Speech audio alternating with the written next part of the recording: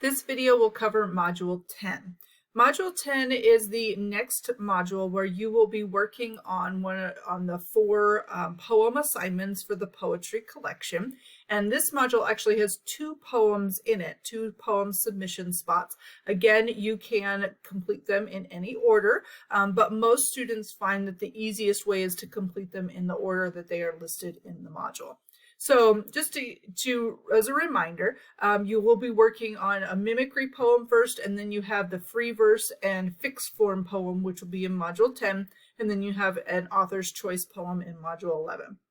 So this module covers the free verse and fixed form types of poems, and the reason they're together is because they're essentially opposites, and you can approach them in different ways, but students often find that working on them kind of at the same time is a really good idea, just because it will help, one will kind of help inspire the other. And so this is what it looks like. Our module, you have a couple of things that you're going to be learning about. I've got some more information in here about line breaks and stanzas. We've practiced this already with the poetry elements assignment, but the idea is that you make sure that the ends of the lines and the beginnings of the lines are words that create emphasis, because the stuff in the middle of a line of poetry is going to be de-emphasized compared to the words at the beginning and the end. And so cutting an idea in half sometimes helps to create that flow that you want as the reader reads through a poem,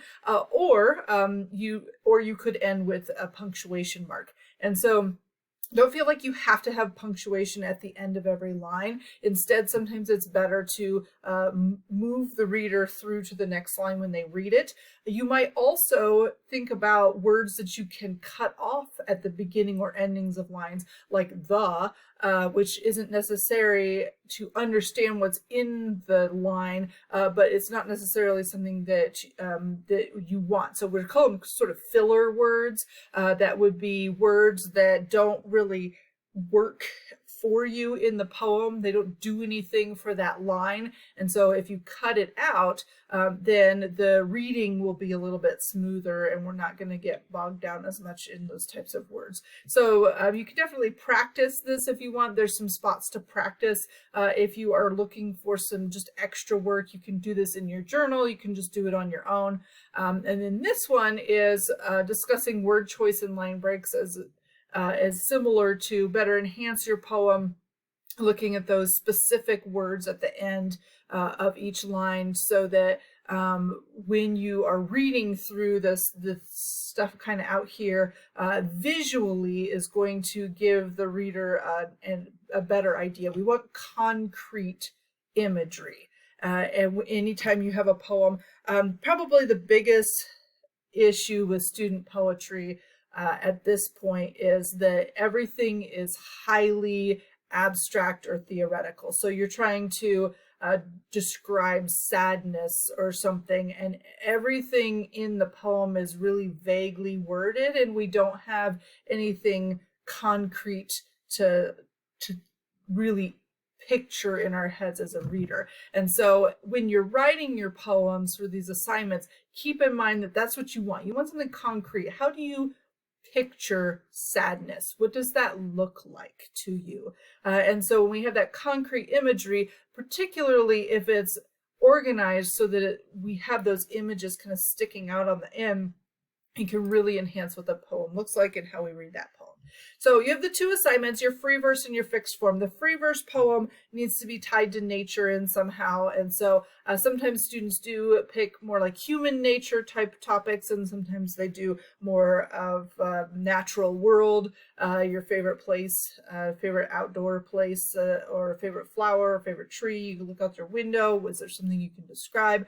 10-line minimum. Make sure that you're using at least 3 concrete images, so the things that we can actually see, touch, that kind of thing, and then 2 different senses. So obviously we rely on sight a lot. We need another sense in there to help us with that. So one of the best ways to write a free verse poem is actually to not use the word in the poem. So if your poem is describing a rose, the title of the poem is rose, but then the rest of the poem does not mention the word rose anywhere. And so it's just a description of it. And we don't necessarily, by looking at the poem, we don't necessarily know what you're describing until we see the title. So the title is often revealing the subject of the poem. And so that is one of the, you'll see that used a lot in published poetry. The other, so this is a free verse poem spot that you're going to submit it. And then the other assignment that you'll work on is the fixed form. The fixed form assignment is a little bit more complicated. And so that's why I feel like students often do a little better with the free verse, just because as the title it suggests, it's more free. So you have a little bit better range for exploring poetry. The fixed form, you're going to pick a form and you're going to write a poem that matches that form. Haiku is the most popular. Most students have written a haiku before, hence why the minimum requirements is at least 10 words, because you have to have at least 10 words in a haiku.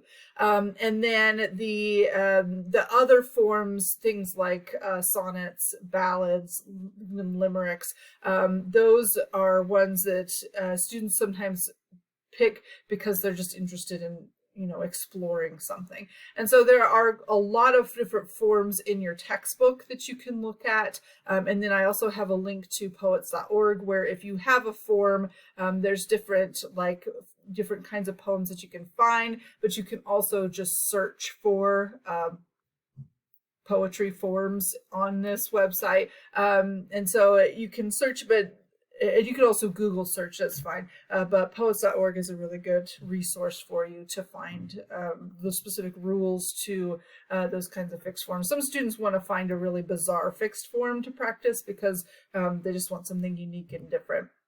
So the restrictions for this poem depend on the specific type of form that you've chosen. Make sure that you include the form somewhere in the assignment, either as part of the title or in your header or something, because I can't give you any feedback if I don't know what kind of poem you were trying to write to begin with. So make sure that is clear. Obviously, you need to match the particular form's subject if it's a specific type of subject. So like an elegy often has a specific type of subject, or the line length, stanza length, that kind of thing. And then make sure that you are making it interesting and adhering to the conventions of that form. So then you'll want to submit that. And those are the two then assignments that you'll do before completing the self-assessment quiz. And then don't forget, of course, that you still have this journal that you'll be working on. So obviously, if you have any questions, because you're doing 2 poems in the same module, you'll have a little bit more to work on this week, but keep up with it. Make sure that you are getting the poems done, because in the next module, you will be submitting poetry for feedback, just like you did with these short stories. So this has been module 10, and hopefully you're doing well. And if not, send me an email, and have a great week.